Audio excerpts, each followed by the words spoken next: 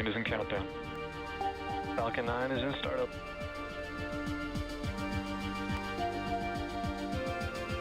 Dragon, SpaceX, go for launch.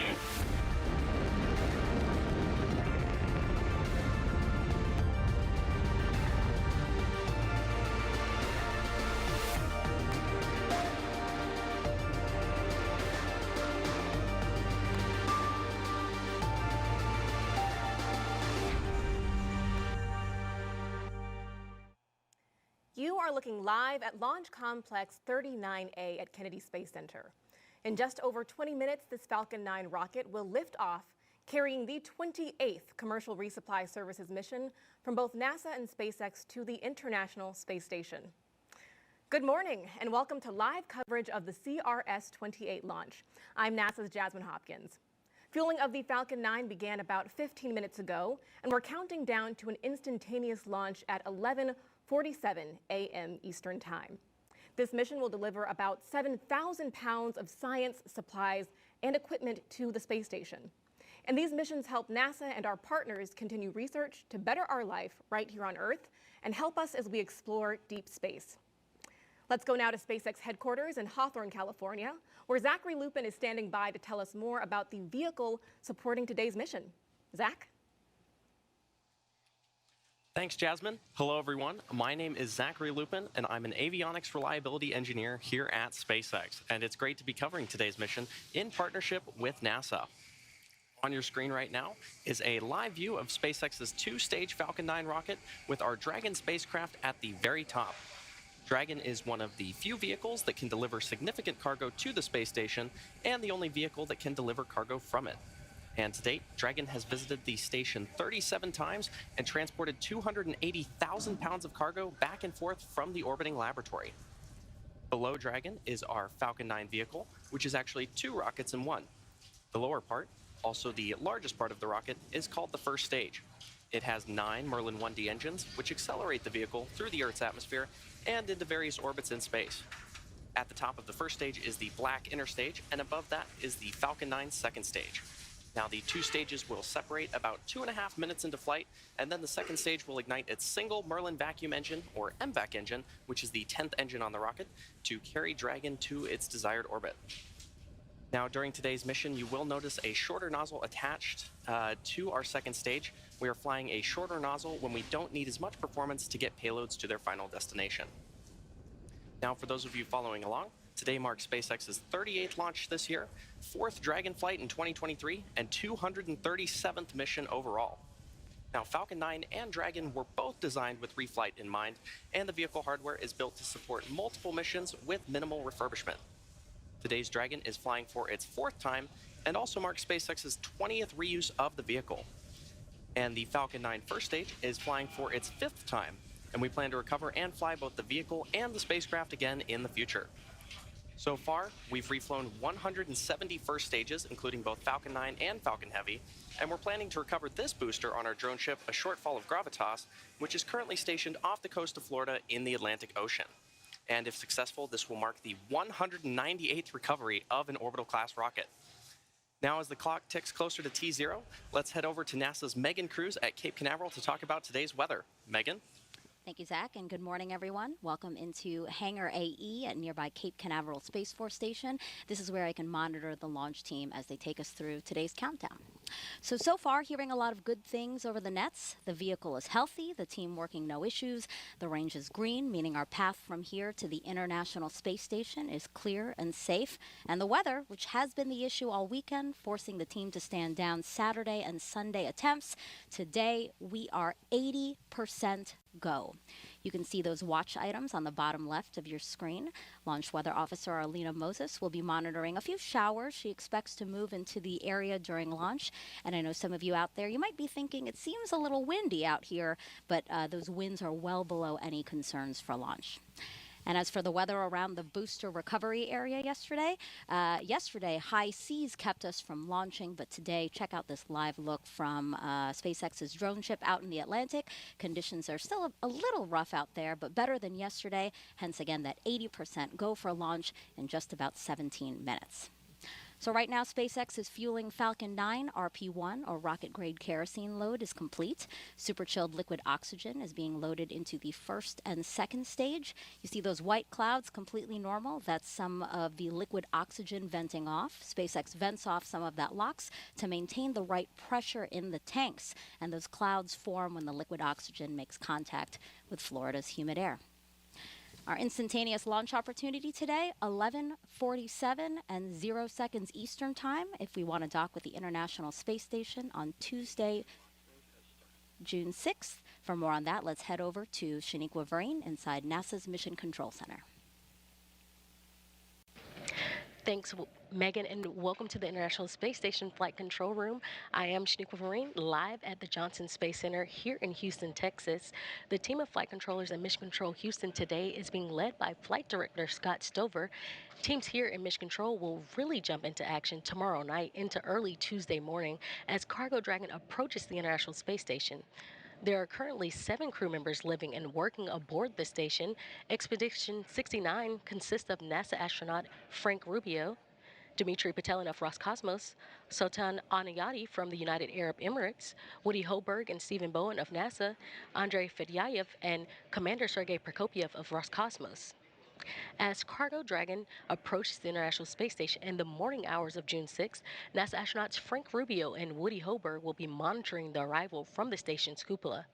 Cargo Dragon will remain attached to the International Space Station, its zenith port of the Harmony module, for about 1 month, being one of 2 Dragons joining Crew Dragon Endeavour before being packed up with critical science and supplies that will splash down off the coast of Florida for that science to be analyzed back here on Earth. Everything is still a go from the Mission Control Center here in Houston, and we're looking forward to welcoming another Dragon to the International Space Station. So for now, we'll head back out to Kennedy. Jasmine? Thank you, Shaniqua. Now we are about T-minus 14 minutes and counting from liftoff of CRS-28, so let's talk about the science. New experiments will soon arrive on the space station. Thunderstorm observation equipment could improve research on Earth's climate and weather. And astronauts will be growing a second generation of plant seeds in space to see if gene changes transfer to future generations. And those are just some of the experiments joining the hundreds of ongoing investigations already aboard the orbiting lab. This mission will also increase power supply on the station, delivering the 3rd set of roll-out solar arrays, also known as IROSAs. After being installed on upcoming spacewalks, the arrays will roll out into position, boosting power on the station by up to 30%. Now, across the country, NASA and our partners are making small steps and giant leaps in preparation for the Artemis II crewed mission around the moon. So let's take a look at our Artemis Moon Minute. All 5 major structures of the Space Launch System rocket's core stage have now been fully integrated at the Michoud Assembly Facility in Louisiana. The engine section is the most complex and intricate part of the core stage that powers the Artemis missions to the moon. RS-25 engine testing is underway at Stennis Space Center near Bay St. Louis, Mississippi. This test is part of a 12-test series that will certify the new design for crewed Artemis missions. The engine ran for its full planned 720 seconds, the longest duration to date. At Kennedy Space Center in Florida, technicians have been testing the solar array wings for the Artemis II service module. Orion will have 4 solar wings, drawing in 11 kilowatts of power from the sun. Some of the avionics for Artemis II have already been to space. Technicians finished cleaning and removing avionics on the Artemis I crew module, which will be used on the Orion capsule for Artemis II in 2024.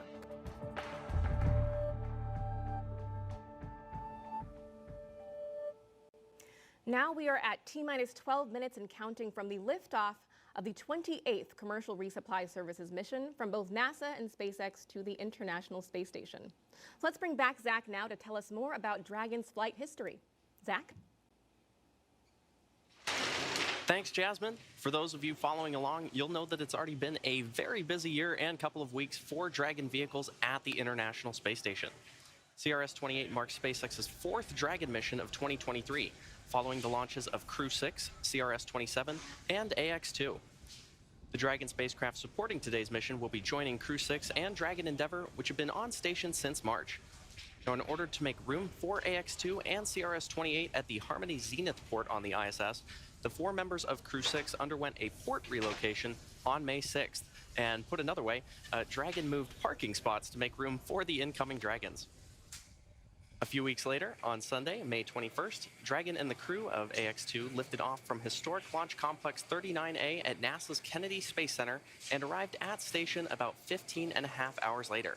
And this is Dragon's fastest launch to docking time for a human spaceflight mission. After 8 days of living and conducting research on the space station, Dragon Freedom undocked from the orbiting laboratory and returned the AX-2 crew back to planet Earth off the coast of Florida at 11:04 p.m. Eastern on Tuesday, May 30th. And this made room for the Dragon vehicle supporting today's mission. From the beginning, Dragon was designed to fly cargo and humans to and from space.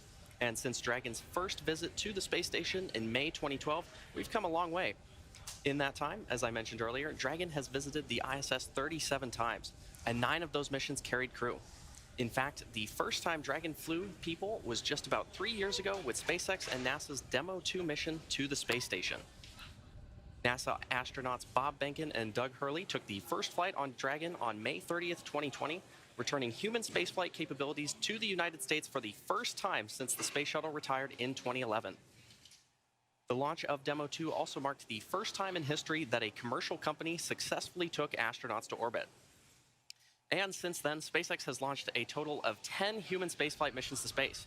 And to help enable greater flexibility for future Dragon missions, SpaceX is preparing our neighboring pad, Space Launch Complex 40 at Cape Canaveral Space Force Station in Florida, to support both cargo and crew missions. As we fly more and more people to and from space, human spaceflight becomes more accessible and creates more opportunities for humanity to become a spacefaring civilization. And now I'll turn it back to Jasmine at KSC to take a look at one of the payloads flying on today's mission. Jasmine? Thank you, Zach. One experiment on CRS-28 could be used to predict your risk for certain diseases, aging, and how our bodies heal. Earlier this week, I got the chance to speak with the brains behind Genes in Space 10. Joining us now is Christine Anwaha, a high school student from East Chapel Hill, North Carolina. Welcome, Christine. Thanks for having me. Of course, happy to have you here. So can you tell us a little bit about how you're feeling a high school student with your experiment heading to the International Space Station?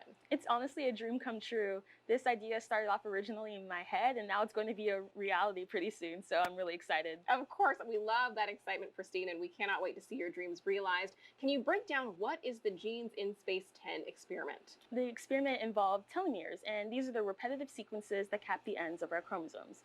On Earth, telomeres normally shorten as we age, but for astronauts in space, they actually appear to get longer. And so with that, I developed an experiment to see if that process could be linked to the activity of stem cells.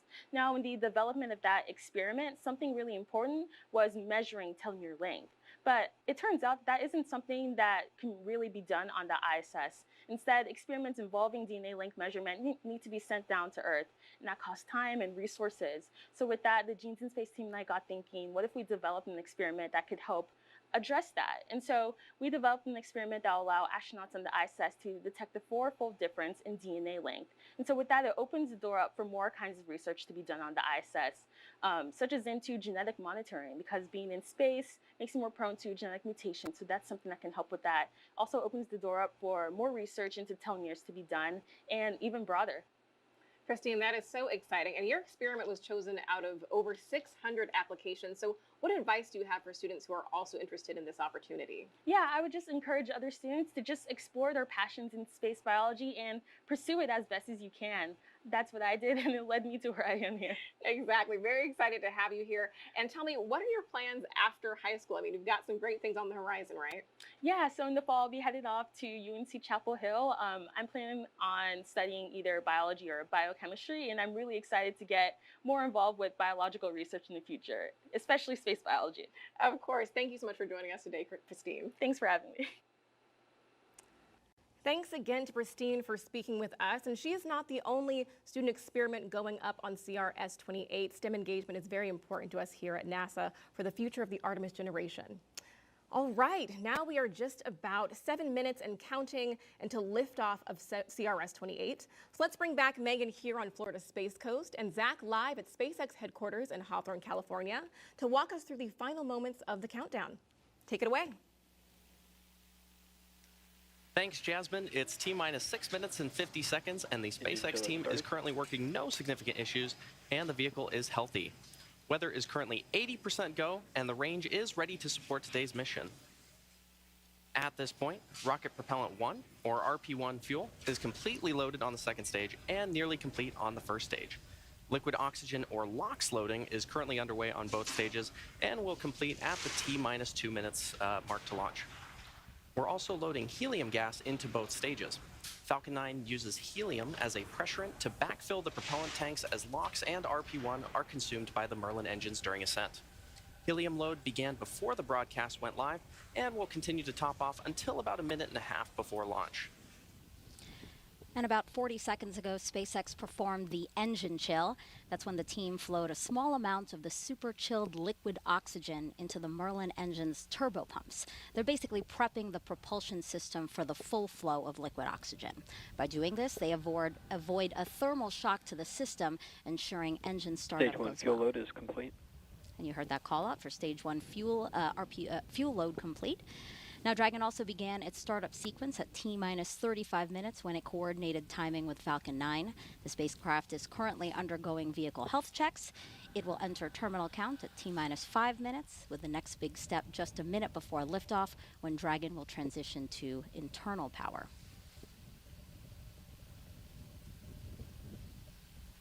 Now, you may have noticed those white clouds around the vehicle. Those are completely normal. They are chilled gas above the LOX tank liquid surface that we vent overboard to maintain pressure in the tank as needed. And when that gas comes out into contact with the warm, humid Florida air, the air condenses into clouds and water. Now, for now, we should see the Falcon 9 tanks are pressurizing for strong back the retract. transporter erector. Dragon is internal count and transporter erector, internal or power. The transporter erector, or TE, is used for vehicle rollout and to route propellants and electrical power to the vehicle in preparation for launch. And once those clamp arms have fully opened, the TE will then retract away from the rocket in preparation for liftoff. We have a hot mic on the countdown net. All parties check your key panels. Strong back lower has started. We should see those clamp arms opening in about 15 seconds from now.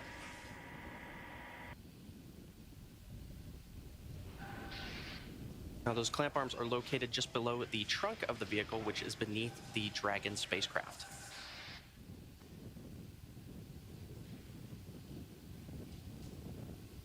And there you can see those clamp arms beginning to open around the booster.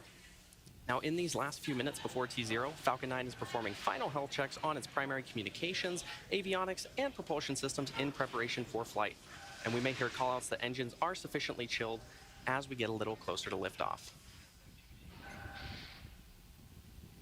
Those clamp arms should be fully open, and the transporter erector, that strong back, is going to recline away from the rocket.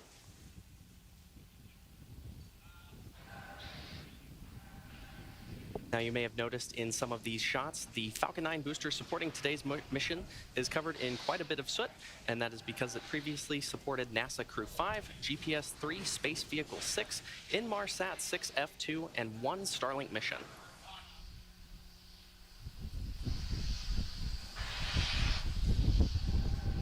And you can see that strong back slowly reclining away from the vehicle. Stage 1 LOX load is complete. This launch will bring about 7,000 pounds of hardware, crew supplies, and science to the space station. One research project will study the effects of space on human DNA. Another will study the effects on plant DNA. Findings from both could help us advance things here on Earth, but also prepare us for future, farther missions into space. And Dragon will be docked to the space station for about a month before returning home. Now, checkouts of the second stage thrust vector control actuators are now underway. This is often referred to as an engine wiggle test. This is when SpaceX moves the thrust nozzles slightly to make sure the guidance hardware is ready for flight. SpaceX will do the exact same test on the first stage engines, but that happens just seconds before ignition.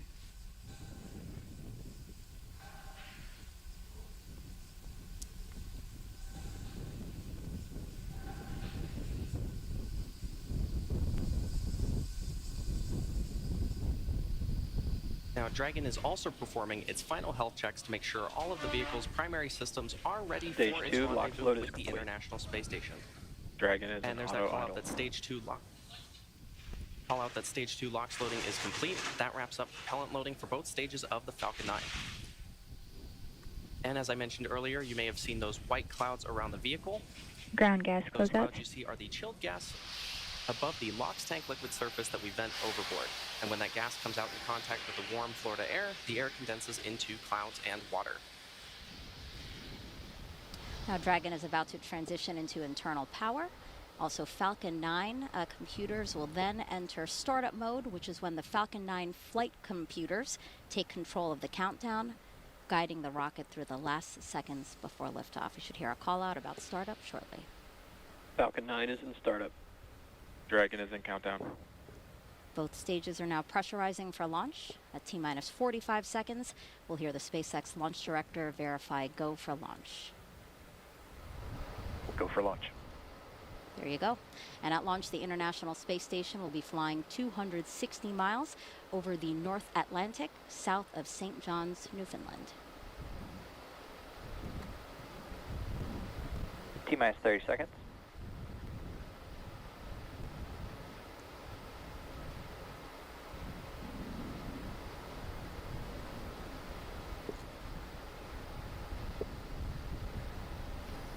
Fifteen seconds.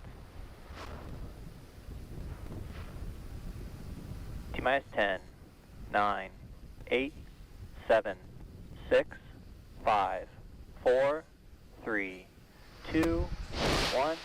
Ignition, engines full power, and liftoff of CRS-28. Go Falcon, go Dragon.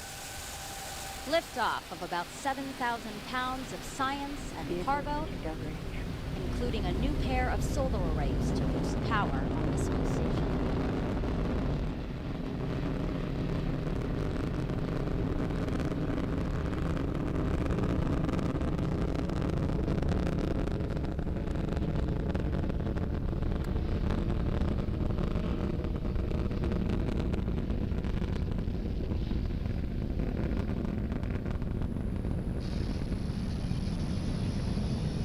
At T plus 40 seconds, Falcon 9 has successfully lifted off from historic Launch Complex 39A in Florida. And we're now coming up on max Q in about 20 seconds from now. And this is the point of maximum aerodynamic pressure that the vehicle will go through during its flight. Falcon 9 is supersonic. And there's that call out that Falcon 9 is supersonic, traveling faster than the speed of sound.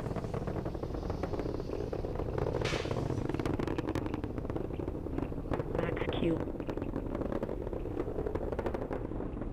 And there you heard the call out for max Q. Coming up next are 3 events back to back, the first of which is main engine cutoff, or MECO, and this is when all 9 Merlin 1D engines on the first stage shut down. After those 9 engines shut down, the first and second stages will separate, and this is also called out over the nets as stage separation. From there, the second stage will ignite its Merlin vacuum engine to boost Dragon to low Earth orbit during SES, or second engine start one. And this whole sequence takes about 15 seconds.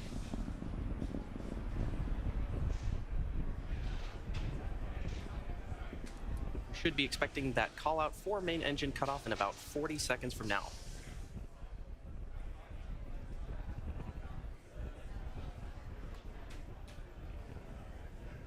Some amazing views of our Falcon 9 vehicle as it takes our Dragon spacecraft to orbit.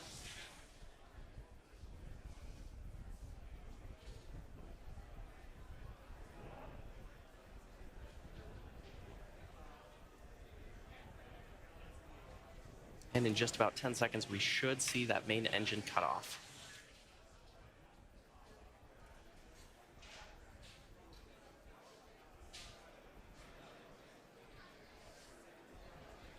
MECO. Stage separation.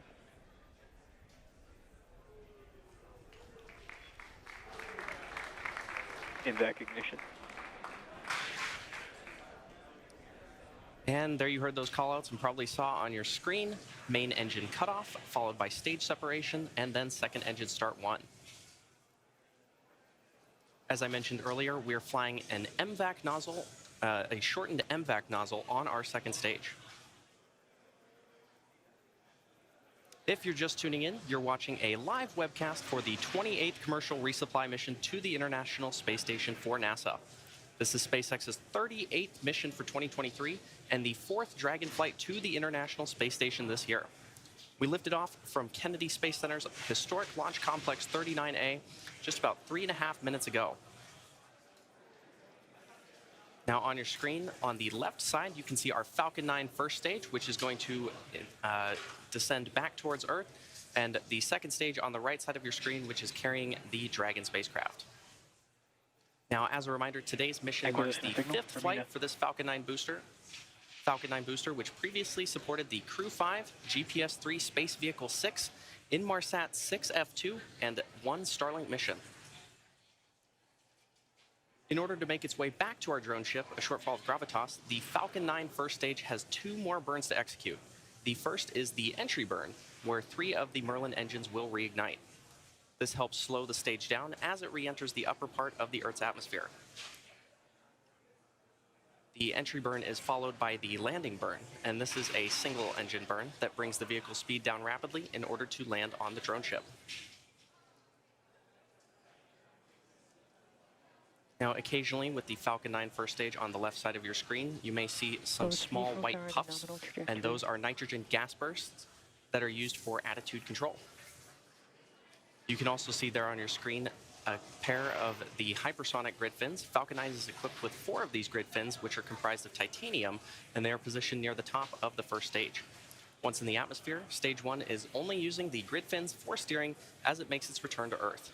And these grid fins orient the rocket during re-entry and guide the rocket during its descent.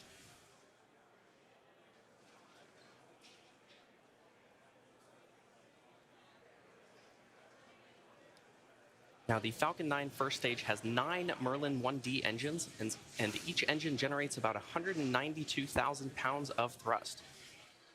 On the second stage is the MVAC engine, which has a slightly wider nozzle,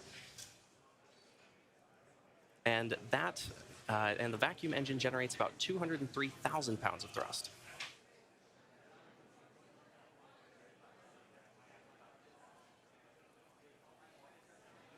Next major milestone is going to be the first stage entry burn, which will take place just over a minute from now.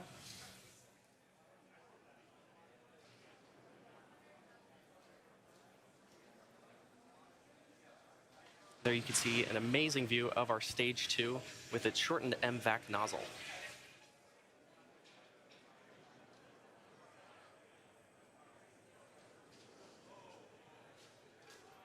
The Falcon 9 first stage, which is not currently on your screen, has reached apogee and is now beginning its descent back towards Earth. The second stage is continuing to take our Dragon spacecraft to orbit.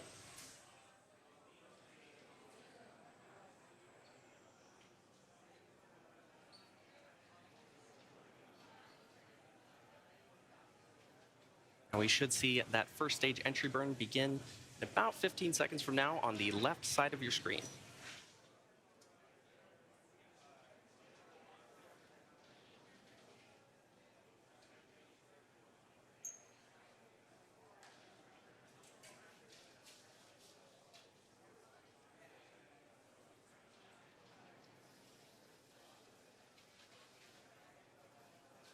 Stage 1, STS has safed.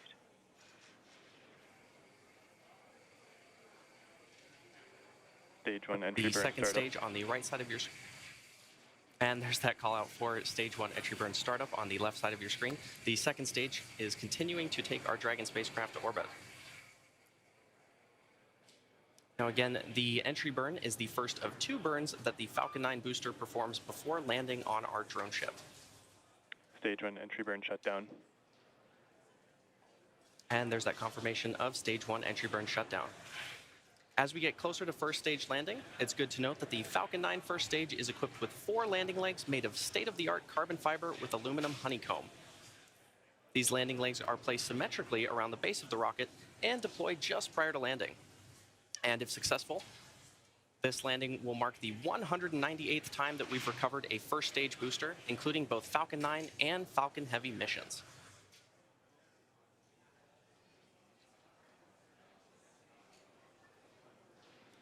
We are about 25 seconds away from that landing burn beginning. Stage 1 transonic. Now, as the rocket descends through the Earth's atmosphere, this really puts deceleration into perspective. In the span of less than a minute, we'll have reduced from twice the speed of a jet all the way down to 0 as the rocket lands. And as Falcon lands, we may also hear a call out that the second engine will shut off around the same time.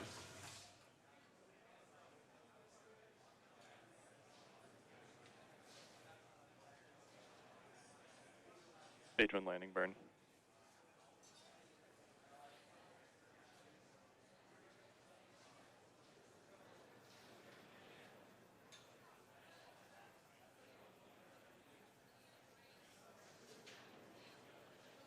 Landing leg deploy.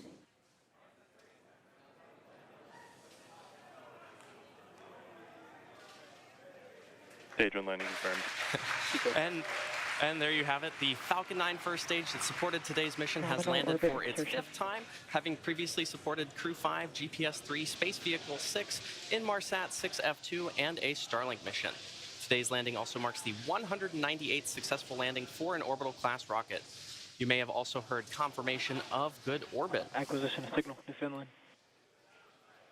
At T plus 9 minutes and 30 seconds into the mission, we are coming up on the last major task for Stage 2, commanding separation of Dragon a couple minutes from now.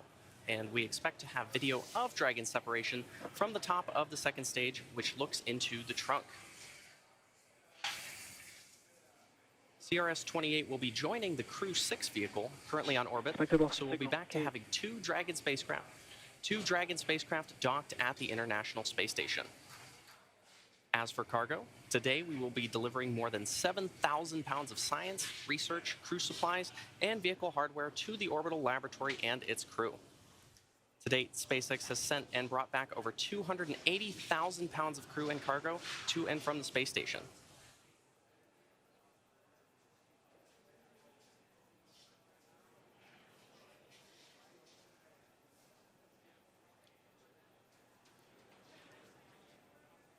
And we should be seeing Dragon separation about a minute and a half from now. As a reminder, this is the 4th flight for this Dragon capsule, having previously supported CRS-21, CRS-23, and CRS-25 to the space station. Today's flight also marks the 20th reuse of a Dragon vehicle overall.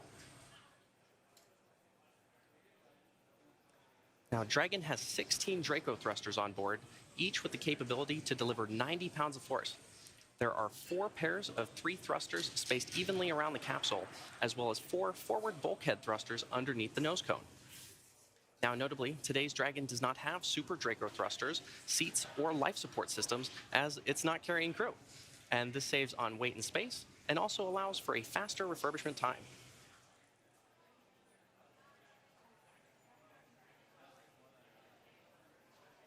While initial designs of Dragon carried solar arrays extended outward from the trunk, the cylindrical structure located directly behind the Dragon capsule, the current Dragon has these arrays fixed directly to the trunk. And you may see at some point both a light and a dark side of the trunk, and that dark side is actually those solar panels, while the light side is a radiator to help cool the spacecraft.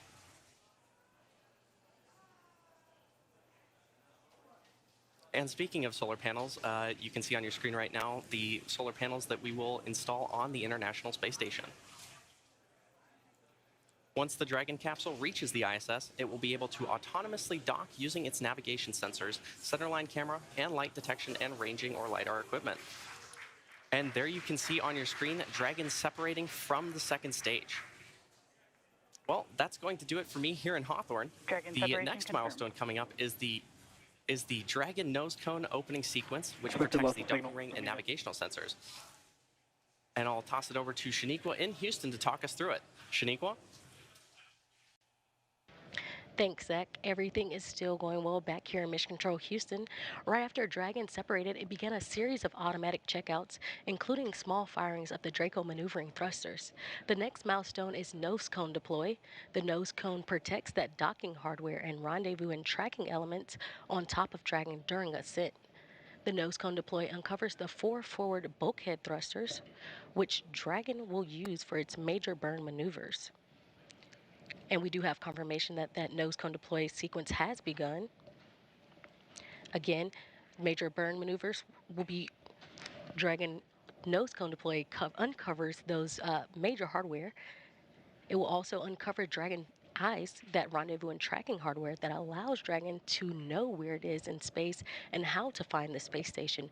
Once open, the nose cone will stay in that position until the very end of its mission, closing prior to re-entry to provide some of that additional protection to the same hardware during re-entry. It does take about 5 minutes for a nose cone to open. We are looking for 12 hooks, 2 sets of 6 that will open here. And once open, we will see the nose cone deploy.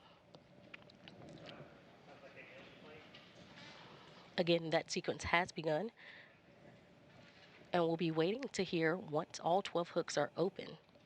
And we will see movement of the nose cone as all 12 hooks open. After nose cone deploy, Cargo Dragon will be safely on its way to the International Space Station. If you're just joining us, NASA and SpaceX's 28th commercial resupply mission launched from Pad 39A at the Kennedy Space Center in Florida at 10:47 a.m. Central Time, 11:47 a.m. Eastern Time, and is currently in orbit. We're standing by now for nose cone deploy.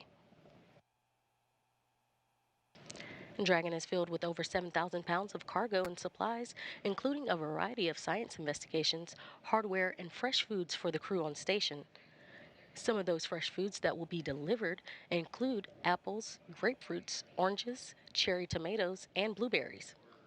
Dragon will dock to the zenith or space-facing side of the Harmony module, just recently freed up by Dragon Freedom, which brought up the Axiom 2 crew. The Axiom 2 crew aboard the SpaceX Dragon Freedom spacecraft safely splashed down off the coast of Florida at 10:04 p.m. Central Time, 11:04 p.m. Eastern on May 30th, 2023. The crew's return officially concluded the second all-private astronaut mission to the International Space Station. Axiom 2 commander and retired NASA astronaut Peggy Whitson ended her 8-day mission with a new record of 675 days in space, the most of any American or woman.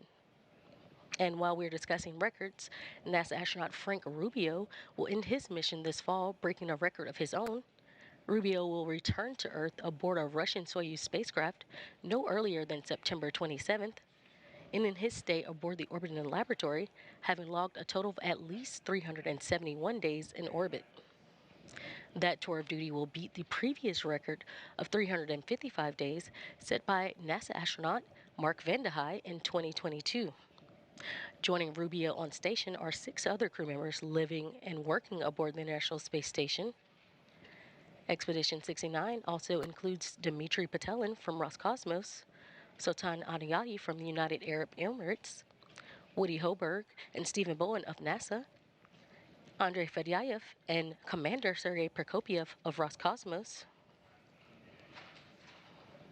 All crew members are awake, and after enjoying a midday meal, some are headed to exercise, while others are headed to do some spacewalk procedure reviews.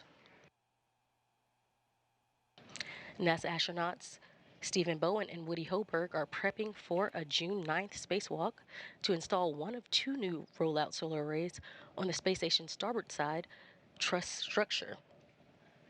This cargo resupply will bring up 2 new rollout solar arrays packed inside its unpressurized trunk. Acquisition of signal. Goonheli. And again, if you're just joining us, we are currently waiting on nose cone deploy of the CRS-28 cargo spacecraft. That sequence has begun just a few minutes ago, and it does take about 5 minutes for the nose cone to fully deploy.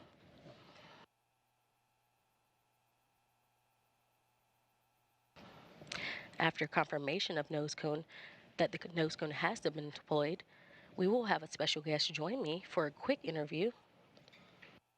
He will talk a little more on what Dragon is bringing up and its benefits to the International Space Station.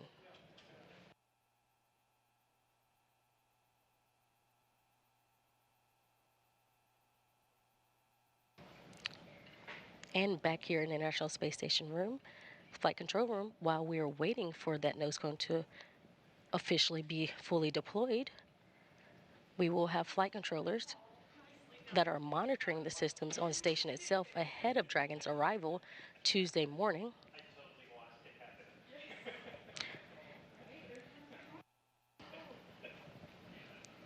Again, once the nose cone is fully deployed, we will have Cargo Dragon on its way to the International Space Station. Once Dragon does cross that approach ellipsoid, which is that mythical sphere around the space station, flight controllers here in Mission Control Houston will begin joint operations with SpaceX teams in Hawthorne, California. Again, we will have NASA astronauts Frank Rubio and Woody Hoberg, who will be monitoring the approach and arrival of Dragon, with a planned docking time on Tuesday morning at 4:50 a.m. Central Time, 5:50 a.m. Eastern Time. Once Cargo Dragon is docked to the station, Rubio and Hoberg will begin hatch operations to open the hatches between the International Space Station and Cargo Dragon.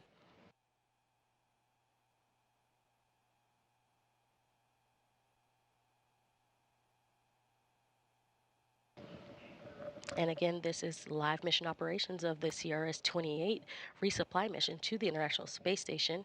If you are just joining us, we are currently waiting on the nose cone deployment of the vehicle.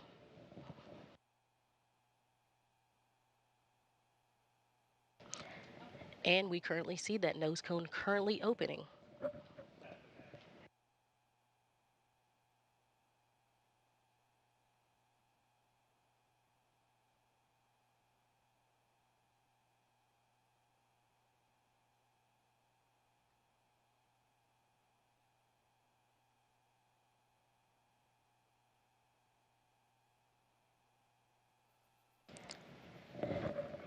And we have confirmation of nose cone deploy.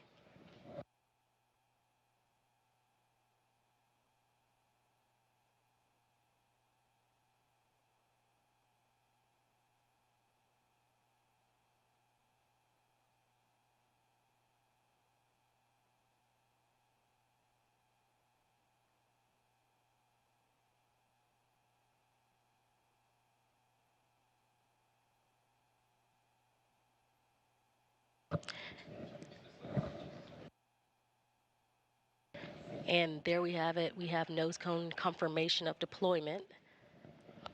And now joining me on the phone is manager of the International Space Station Transportation and Integration Office, Phil Dempsey.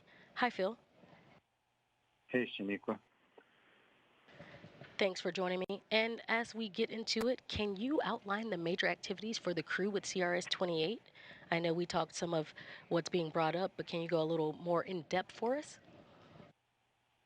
Sure. During this mission, there's quite a bit of research that has to be done. So the crew will start, unloading the Cargo Dragon. There'll be actually quite a bit of research that's done in time to complete it and return those samples to the ground at the end of this dock mission. As well as that, we're carrying up some IROSIS, external solar arrays that have to be installed with a couple of VVAs during this mission. Of course, and these resupply missions, just like you mentioned, are delivering science, hardware, and other cargo to the station. I know one key delivery on CRS-28 includes a pair of ISS rollout solar arrays. Can you discuss what the plan is for these arrays and what the importance is for station? Yeah, absolutely. So as you know, the ISS program is extending operations to 2030. The robustness of the vehicle has been one of the key factors in our ability to do so. One thing we've seen is expected degradation of solar array performance over time. So these IROSIS will enable us to get back to beginning of life power levels. With this pair on the SpaceX 28 mission, we'll have augmented 6 of our 8 power channels further enabling the ISS program to continue full research utilization without interruption. That's why we're here in the first place. Thank you. And as always, I know it's a busy time aboard the International Space Station with cargo vehicles coming and going and multiple planned spacewalks. How complex will the next few months be for the station program and the global partnership? Sure. Well, as always, there's a lot going on. First we have the spacewalks to install the IROSs, which I just mentioned. Those are actually some of the most complex that our crew performs. Not long after completing those, we're looking forward to the NG-19 cargo resupply mission later this summer, bring up more critical supplies and research. And then we're not too far away from the next crew rotation missions on both the SpaceX Crew Dragon and the Soyuz spacecraft. So we're definitely looking at some complex choreography, but we've got extremely capable teams across the world making it all happen. Thank you so much. And we again appreciate you for joining us today. All right. Thank you, and have a great day. It's good to see a good launch today. Perfect. Thanks, Phil. Join us again early Tuesday morning at 3:15 a.m. Central Time for live coverage of docking for CRS-28. Again, everything is on track on the International Space Station side, so that'll do it for us here in Mission Control Houston. Now back over to you, Kennedy. Jasmine? Thank you, Shaniqua. Yet another beautiful launch from Florida's Space Coast. And that's going to wrap up our launch coverage of the 28th Commercial Resupply Services mission from NASA and SpaceX. Thanks again for joining us, and we'll leave you with a replay of today's launch. Until next time, go NASA, go SpaceX, and go CRS-28.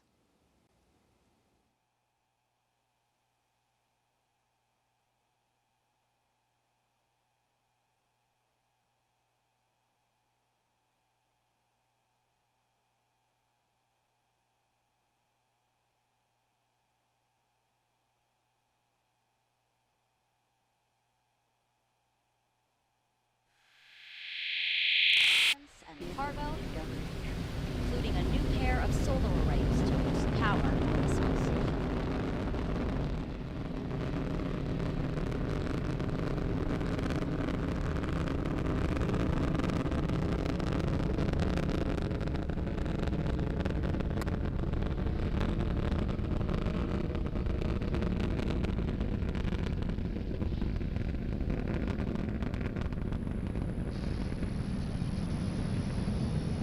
At T+40 seconds, Falcon 9 has successfully lifted off from historic Launch Complex 39A in Florida.